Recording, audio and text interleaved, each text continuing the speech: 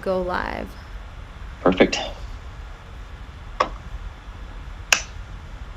All right, we are live. Thanks everyone for joining us.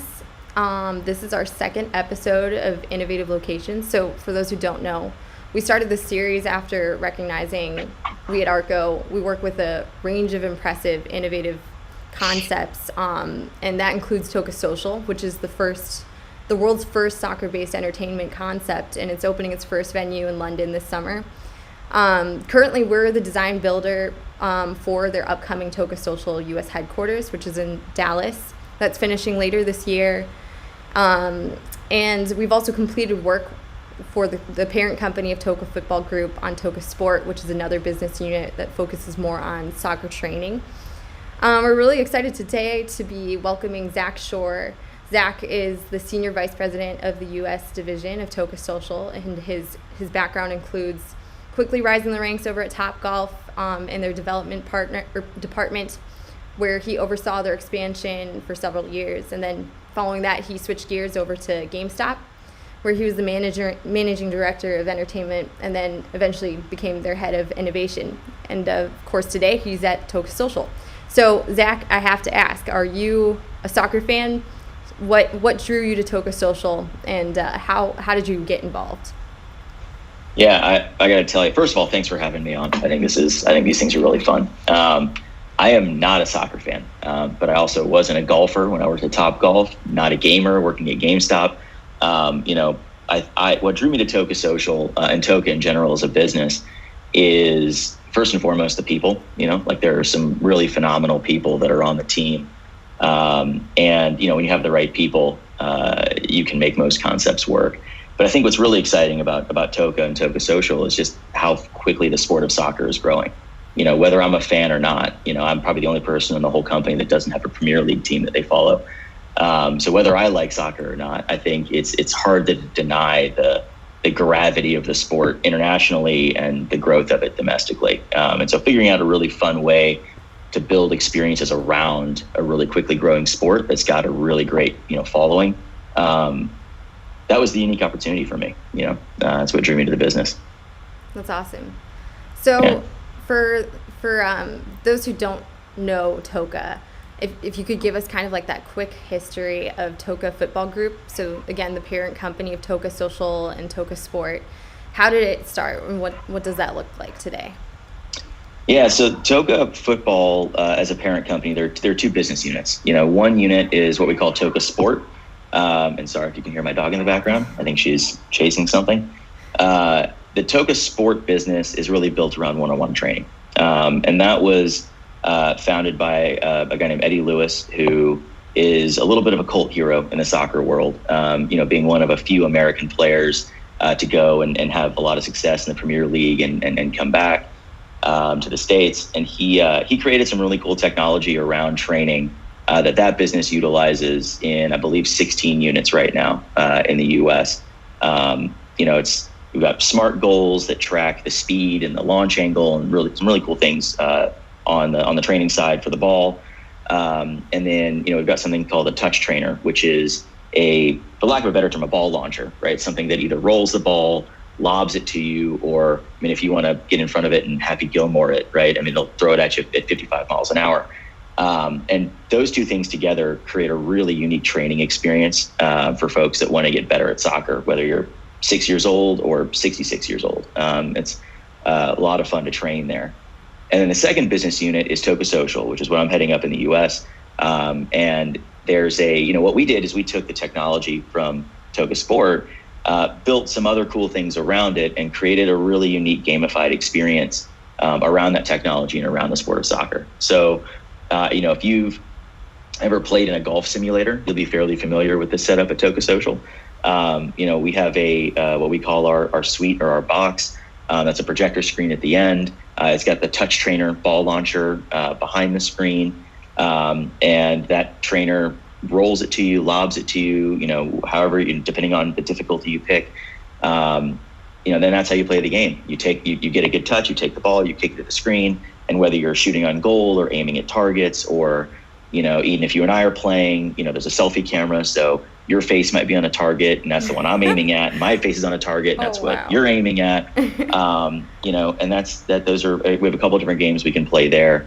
But what's really exciting about the Toca Social experience is that it's a physical to digital experience, right? So literally your imagination is the limit. So, a game that we could be playing, in the future is a 2-player game where you kick the ball hits the screen and turns into a bird.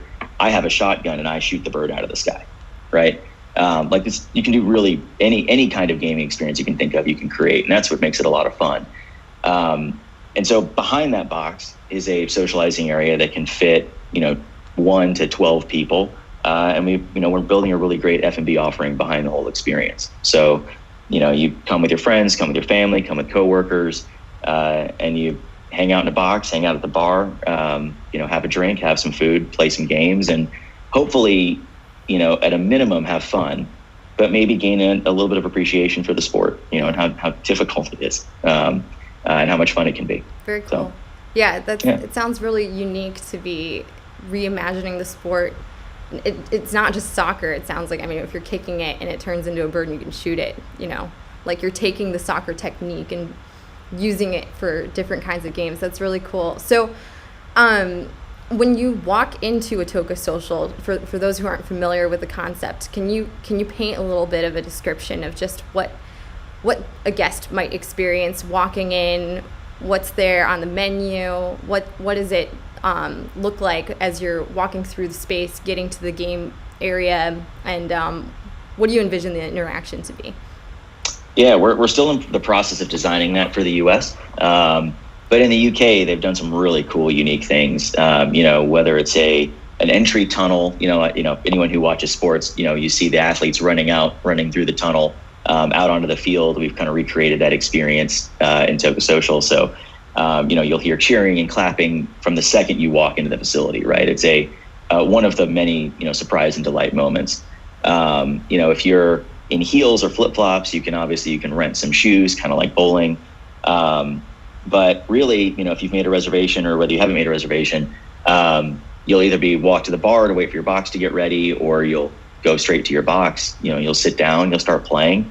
And it's we're hoping it'll be a really unique experience through and through. But it's a work in progress here in the States. Yeah. And we're looking to the UK for some inspiration, but we also have some really unique things we're planning on here too.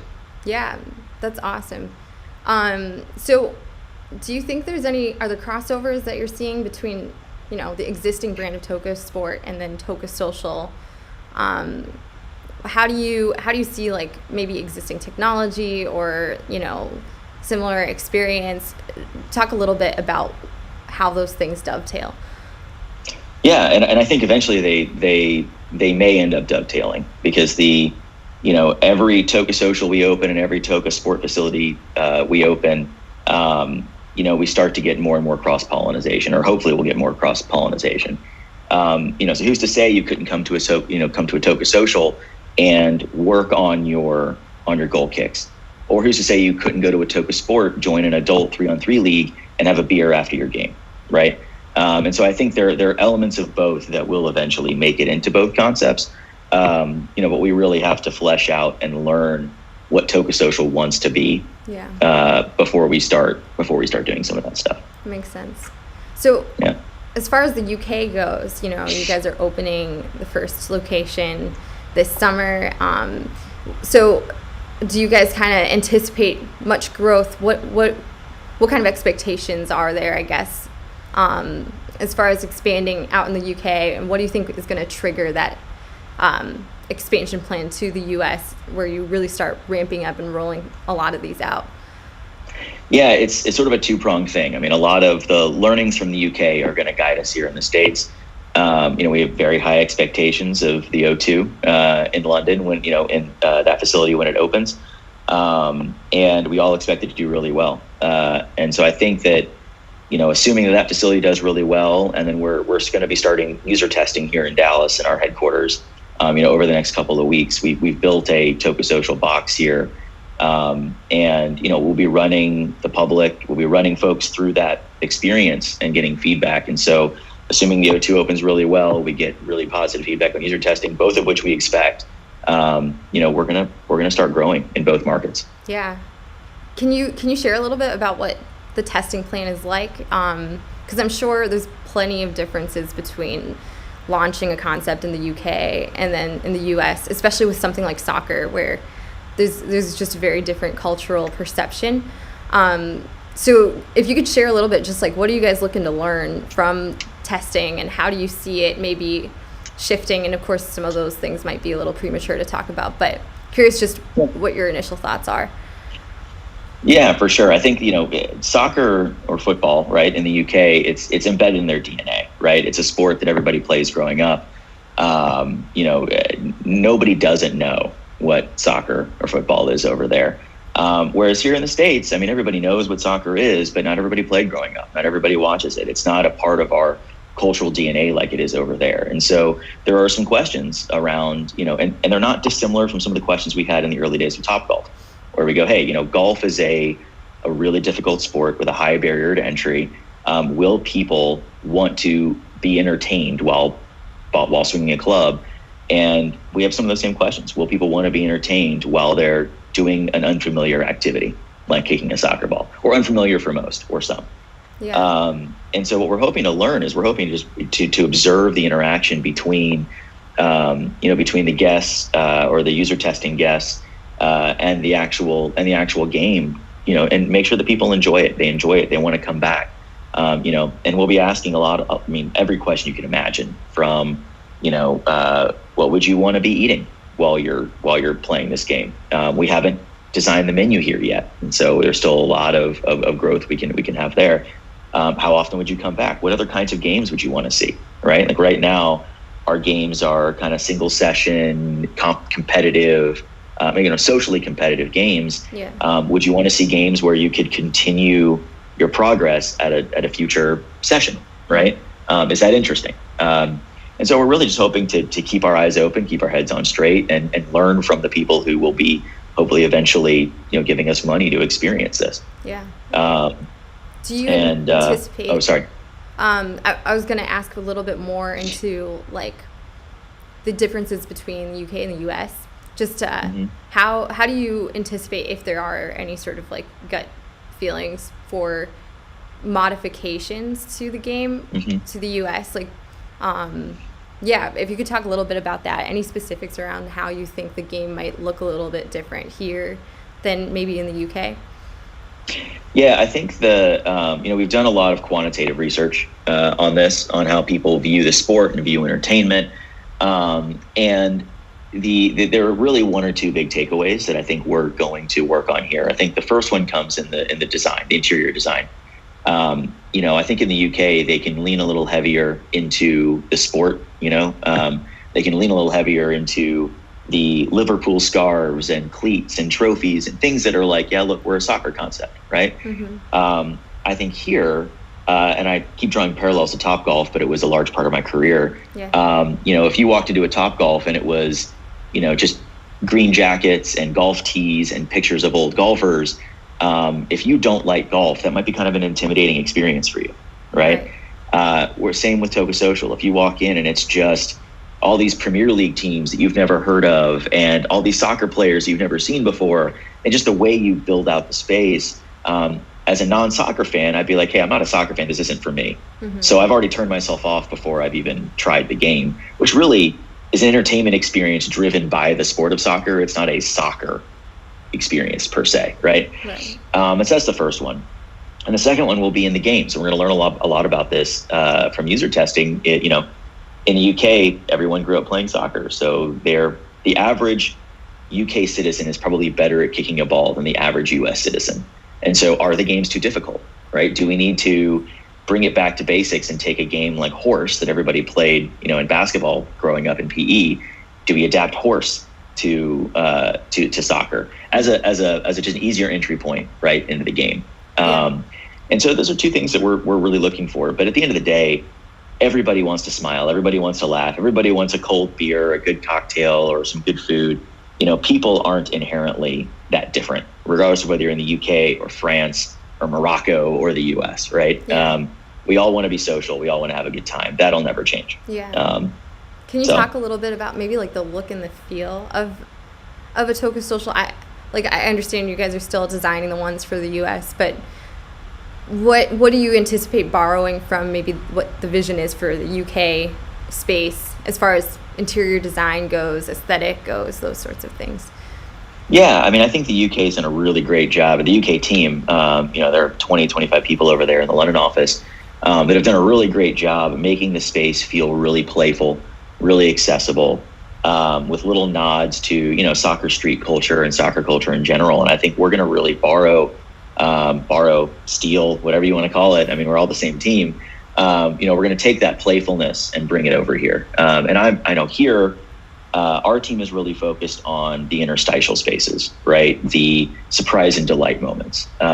Is there a red button on a wall that you press that prints out a random cocktail that you need to try, and you hand that to the bartender and he makes it for you? Like, what are other elements of play, right, that we can, inject into the space where, again, we don't get pigeonholed into just being a soccer concept. You go, oh no, that's Toca Social. I went there 2 or 3 times, hung out in a box. You got to check out their bathrooms. How cool, how sweet are, things like that, that the things you're going to talk about, people are going to talk about, and really enjoy, above and beyond what we already know we're going to do really well, which is the games, the F&B. What are some other things we can inject into space that will, let people have some fun? Yeah, that's awesome. I love that cocktail button idea. I would definitely. Who wouldn't try that? Yeah. So kind of on that same topic, are there other concepts that you guys have kind of looked at outside of the Toca Social that's going to be opening in the UK? Are there other entertainment concepts that you're deriving inspiration from? That you find inspirational?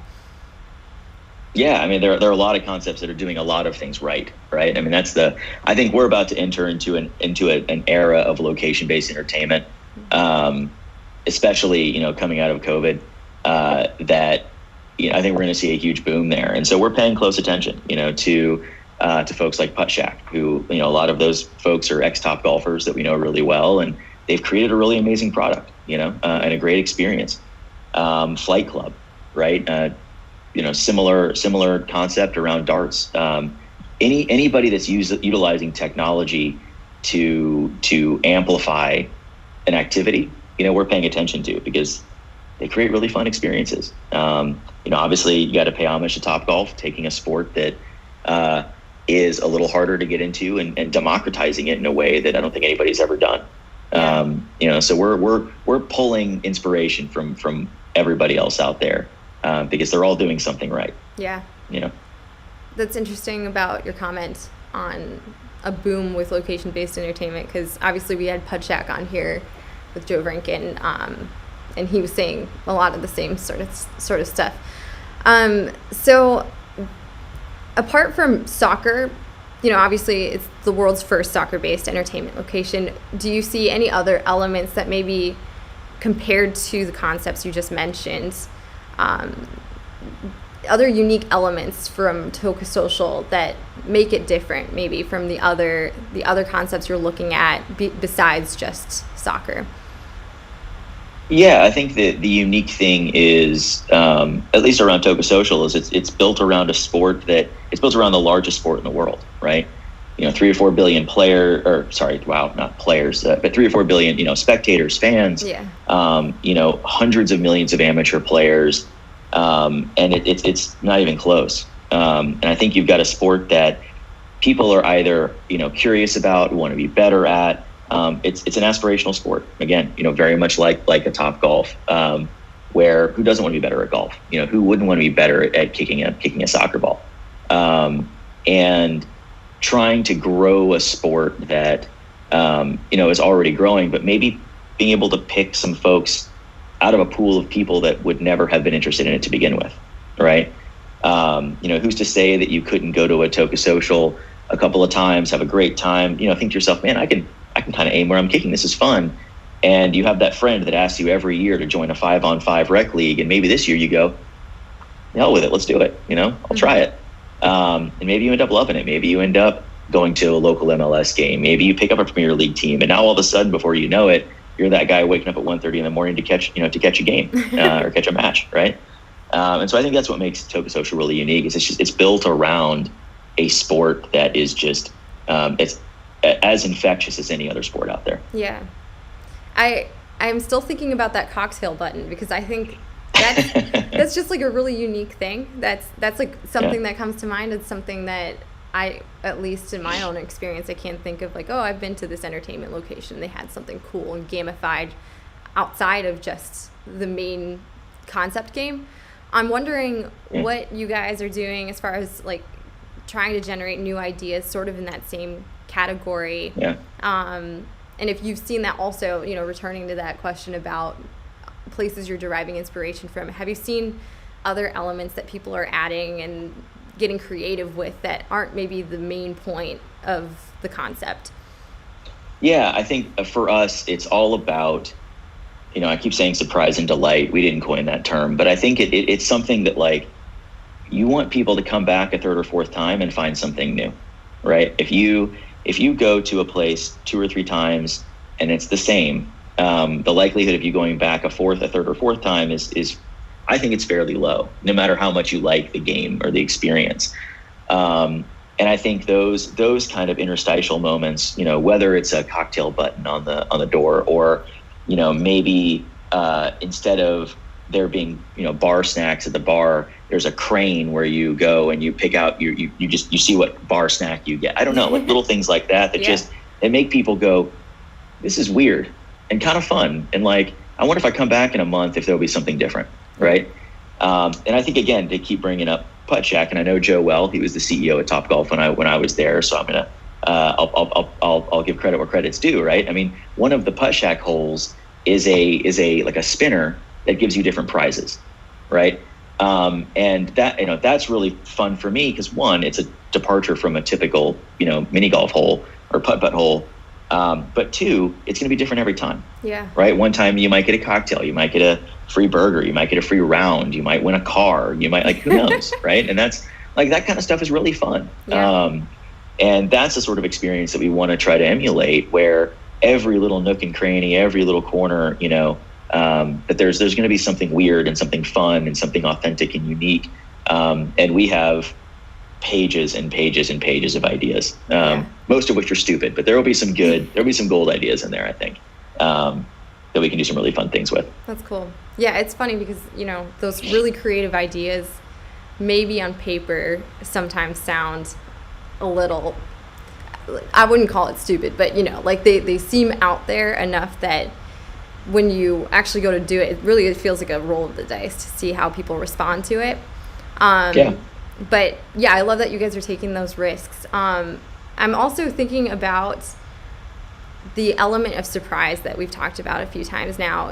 Like, do you think that when you create, since we've talked about the button, when you created like a button or something like that, that's sort of, it builds expectations probably, right? Like if people go back, they know there's the button, maybe the menu changes or something like that, and there's still elements of surprise. But at what point do you, I don't want to use the word gimmick, but like things that are gamified, that become fixtures, at what point do they become maybe trite? Is it possible for them to become trite? And how do you guys anticipate restoring novelty on a regular basis and that kind of thing to your concepts? Yeah, they totally can. I mean, I think if there are just too many of them, right? Like if every little thing you do is gamified or has some kind of unique aspect to it, it stops being unique, right? And so I think it's you can fight that in two ways, and you can make sure they are quality and have fewer of them, right? And you can change them out. I mean, that's the beauty of a red button on a wall. In 3 months, it just might not be there. Maybe it'll be somewhere else. Maybe that's the thing. Maybe you have to go find that red button.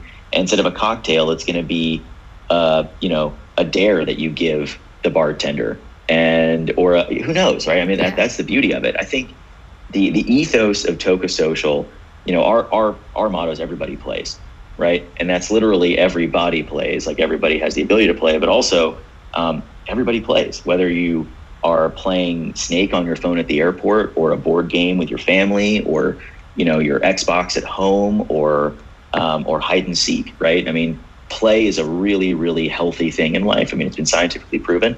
Recess is adults need recess, right? And so why can't we be that place where you go and you play a Toca social game, and there are just little elements of play everywhere, something that'll just that just keeps your mind moving, helps you relax, and helps you have fun, helps you escape for an hour or two. That's what play is all about. Yeah. I love that that mindset. And with it being soccer, it's so fun because, I mean, I will admit I'm not that person that's obsessed with soccer. I know of the sport. I'm probably your average U.S. citizen who knows of the sport, isn't a fanatic about it, but the way you're talking about it, the way you're talking about even re-envisioning it as other sorts of games where you're using the technique of kicking, but it's actually a game of, shoot the bird, seems really creative, and I just love that. That's really cool. So getting into your future plans, as you're thinking about where Toca Social grows, I'm wondering about what you see as being that perfect site for future Toca Socials. And if there's any sort of difference between the UK and the US when you're looking for a site. If you could talk a little bit about that. Yeah, I think the biggest difference is, the UK, folks in the UK tend to be more okay socializing in malls and shopping centers, and so they're looking at some of the larger like gravitational developments that I think just haven't quite gotten there in the US. Like there are some really big, great developments here, but putting a Toca Social in a mall right now is something that would make me a little bit nervous. Just because I don't know if people want to stay at a mall until 2 a.m, right? So right now we're really focused on, heavily focused on urban sites. We look at anything between 30 and 40,000 square feet, depending on the size, because the boxes are pretty big. They're about 14 feet wide, by about 12 feet tall, and they're about 38 feet long. Column spacing is really important to us. Ceiling clear height is really important to us. But we're very focused on urban or like suburban density nodes, right? So like thinking about Chicago, around Oak Brook, right? That's suburban. It's out of the city, but it's a pretty dense suburban node. Like we'd look at some stuff out there while we're looking at, the West Loop and Fulton Market and River North and all the areas that everybody knows, and everybody knows that entertainment wants to be in, right? Right. So we're fairly flexible right now. We're again, before we even have our first unit in the States, we are looking in 20 to 25 of the top, MSAs. We're looking to build a really healthy pipeline so that when the O2 is successful, when user testing is successful, that we can hit go and move as quickly as we need to move. Yeah. That's interesting about the mall space, because it seems like, you'll see other concepts talking about how there's these big open spaces available right now, but it's a great point that you have to think about where are people going to want to spend their time, especially if it's late into the evening. And I think that could change culturally. That could absolutely change. It's something that I want to see it change before I am a part of the change. If that makes sense. How many boxes are there? So we're calling these game spaces boxes, right? How many boxes on average are you guys hoping to have in each venue? And do you see that kind of fluctuating depending on the space? What would be the minimum, I guess? Yeah, minimum for us, we really like to have 28 or 30 boxes minimum. But once we open the O2 and learn from that, and open something here and learn from that, maybe there's a smaller format where we open with 15 or 18 boxes. But until we learn, we like to see 28, I would say, as a minimum. And we've done designs with up to 34 to 36 boxes. It's a capacity utilization business. So you're generally, the more boxes, the better, as long as you're in the right spot. So. Yeah. So what percentage do the boxes end up making up of the space then, compared to, kitchen area, dining? Will there be a dining area and that kind of thing too? Yeah, for sure. So there's absolutely a kitchen. and generally like a central bar with, a lot of seating. Because there might only be 26, 28, 30 boxes, if you haven't made a reservation, we would anticipate you'll be waiting. So we want to make it, fun, right?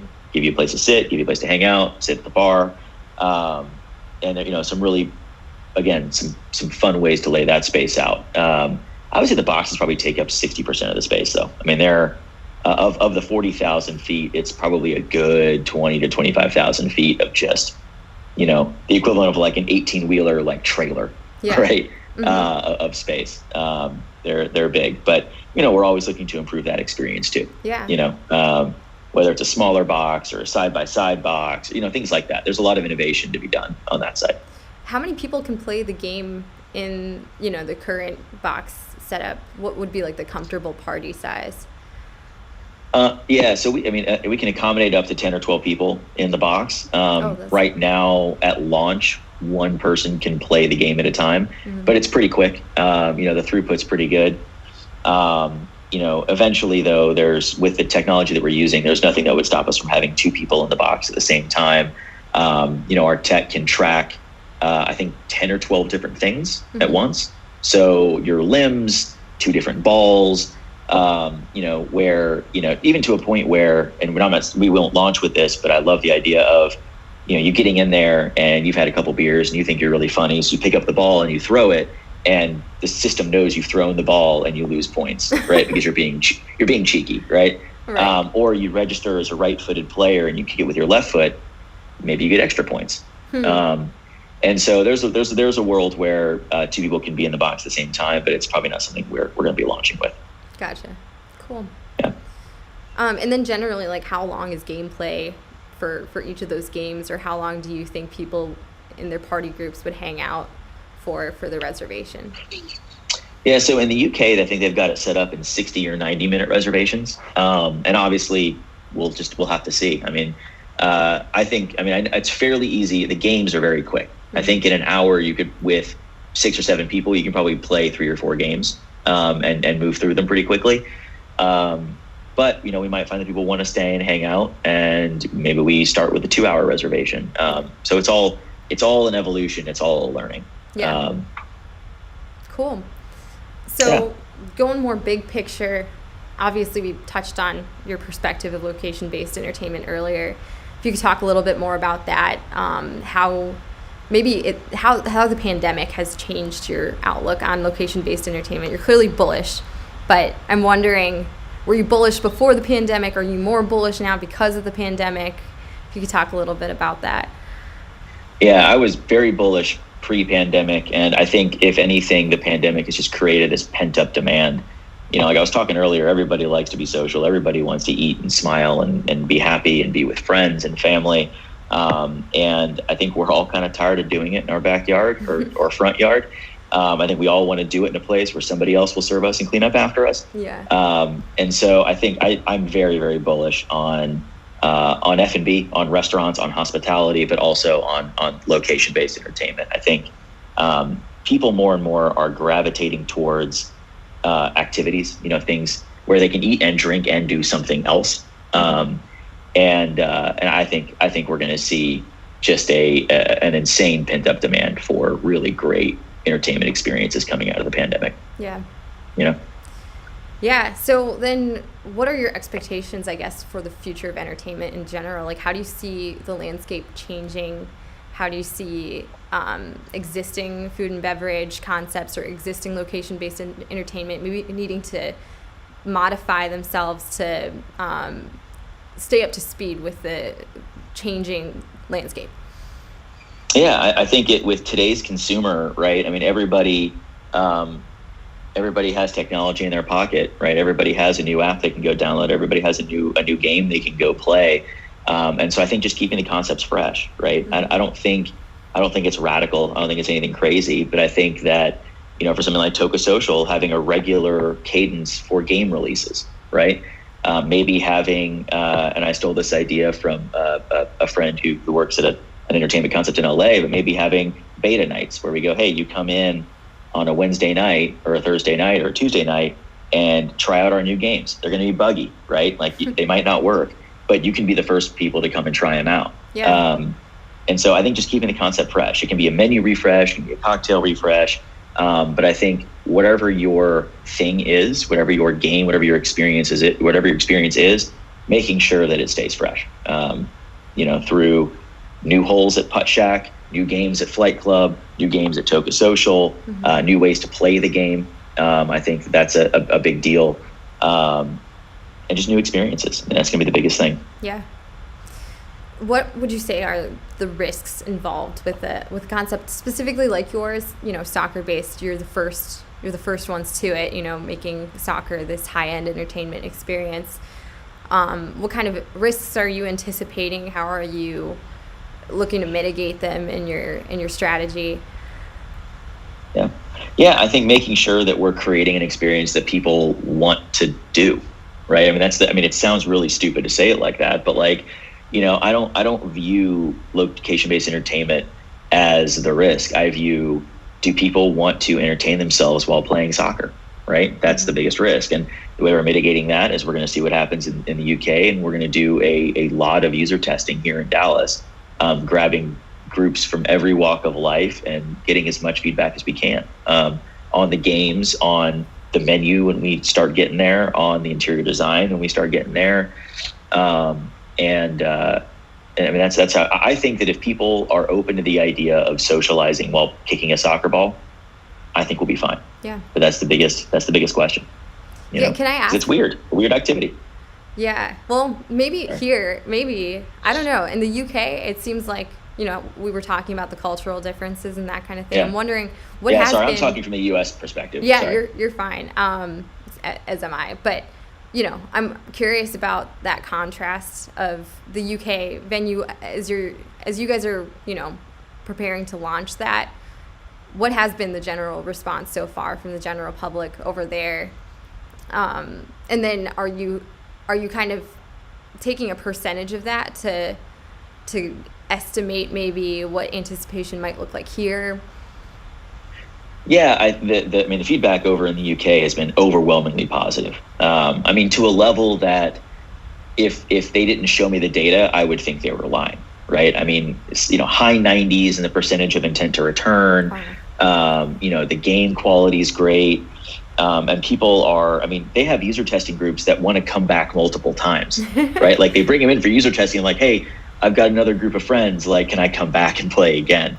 And it's not just for the free food. Like they're there. The feedback has been overwhelming. And if it wasn't, we probably wouldn't be exploring the U.S., right? We wouldn't be moving as quickly and as aggressively as we are. Mm-hmm.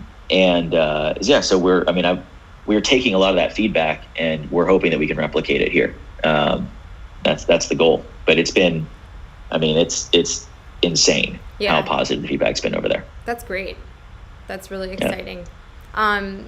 So the last question for me anyway is, what knowledge would you want to impart on maybe other people who are entering this space, entrepreneurs who have a great idea of what location-based entertainment concept they could launch? What would you want to say from your overall experience at Toca Social and also before? Yeah, I think it would be, don't get caught in analysis paralysis, right? Like don't overthink it. To get 80% of the information and make the decision, right? I think the one thing that can hold a lot of, and this isn't just in entertainment, this is just in any business, right? If you need 100% of the information, you're never going to get it. Mm-hmm. No decision's ever going to be perfect. And those who are willing to make the big decisions and make them with as much information as they can get, they're the ones that are first to market. They're the ones that will create experiences and create situations where they're not afraid to fail. Yeah. Get as much information as you can, make the decision, go do it. Stuff's going to get screwed up. You're going to mess some stuff up. Nobody's perfect. We expect to mess a lot of stuff up. But the key is you learn from it, you make it better, and just go do it. If we waited for 100% of the information, we'd be opening our Toca Social in 2026, right? It just doesn't make any sense. Sometimes you just got to hit go. Yep. And that'd be my advice. That's great feedback. Yeah. The only way you learn, really. Yeah. What's do. the Silicon Valley phrase? Move fast, break things. That's the way you Exactly. learn. Yeah. That's exactly right. But it's always a balance. You got to figure out what the right balance is. Don't be reckless, but there is at some point you gotta just go. Right. Break some things, not all of them. Exactly. So there's a few questions from the guests who are on with us.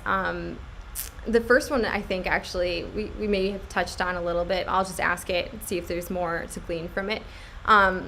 So how do you tailor that UK experience compared to the US? Like I said, we did touch on some of this, but I think if we can maybe focus more on the cultural aspects, this question seems to be more about cultural and location-specific expectations that are different from those two different places. How are you taking those into account as you're designing or preparing to design for the US? Yeah, I think there's, a big one is not making any assumptions that the guest knows anything about soccer, right? And then on the location side, a lot of it's design, and our ability to make the space feel comfortable and playful, but not something that just screams soccer when you walk into it, right? We talked about that a little bit. And there are certain design elements that are culturally in the UK that are not culturally in here. The US hasn't quite caught on to the neon thing, right? Like neon lights, they're cool. Like we like them. It's very heavy in the UK. It's coming over here, slowly but surely. But little like design elements like that are just different, and that's why you hire an architect who's a lot more fashionable and stylistic than I am, and you let them guide. So there will be some differences, but the key is the brand is the same. The experience will be very similar. The games will be similar. You should be able to go to a Toca Social in London and come back and come to a Toca Social here in the States and go, yep, same company, same amazing experience. Might look a little different, might sound a little different, might feel a little different. Food might be a little different, but it should feel the same. Cool. Then another question which was sent to us before we went live here, but someone just asked, why soccer? Yeah. And I touched on that a little bit, but it's the biggest sport in the world, It's something that I think everybody has heard of. Maybe not everyone has played. Most folks who are into soccer in the US are like evangelical about it, right? I mean, they are play FIFA on their PlayStation, wake up early to watch a Premier League game, play in a league kind of player. And I think that, those types of people are looking to get more people to join the club, right? I mean, they want, who doesn't want more of your friends to be into something that you're into, or at least understand why you enjoy it. And I think that there's an opportunity here in the States where, look at the football club in Atlanta selling out every single game. Yeah. Or the new club that's going to open in Austin, which I imagine is going to sell out every game. I mean, people are eager. They want to learn more about it. They want to be a part of it, because it does feel like you're a part of a very specific sport culture. It's kind of unlike a lot of other sports, So I think curiosity and I think people being open to that new experience is why I think soccer is a really interesting thing to build a concept around. Yeah. Earlier you said it's like 4 billion soccer fans around the world. I mean, that's huge. I mean, half the world, right? Half the world watches or knows, or keeps track of. I mean, it's massive. Yeah, it's massive, and that, again, hundreds of millions of amateur players. Whether you're playing in a park, playing for a rec league team or playing in high school, right? I mean, it's incredible, and so, somebody's going to find a way to capitalize on that. Why not us? Yeah, it's surprising almost that nobody has yet. But yeah, awesome for you guys to be that leader. So we have a question from the live chat, and I'll just say too, if anybody else has questions they want to throw in, feel free. But Tim is asking, will clients pay per box? And what if you're a group of 2? So it sounds like questions about smaller groups and larger groups. What does the payment structure look like? Yeah, right now the plan is that you'd be paying per box, per reservation, per hour. The pricing right now, again, our thought on pricing is it's going to be very competitive with other concepts. but we're going to learn a lot through user testing, right? I mean, a lot of the questions are around, how would you want to pay for this? What would you want to pay for this? And we're going to take that feedback and we're going to take it to heart. But that's the plan right now. Cool. Well, that looks like it's all the questions. Zach, thank you so much for your time. This has been really fun to talk just entertainment in general. We're really excited for you guys at Arco, to be taking off here with Toca Social. I'll throw it out there that you guys are on Instagram, right? So there's Toca Sport, which is the sports facility. You can follow them at Toca Football, and Toca Social's at Toca Social, both on Instagram. So thanks so much again. Really appreciate your time and all your insight. Yeah, no, thank you. Love doing this. Awesome. Well, take care. So, have a great rest of your day. Yeah, you too. Thanks. See ya. Bye.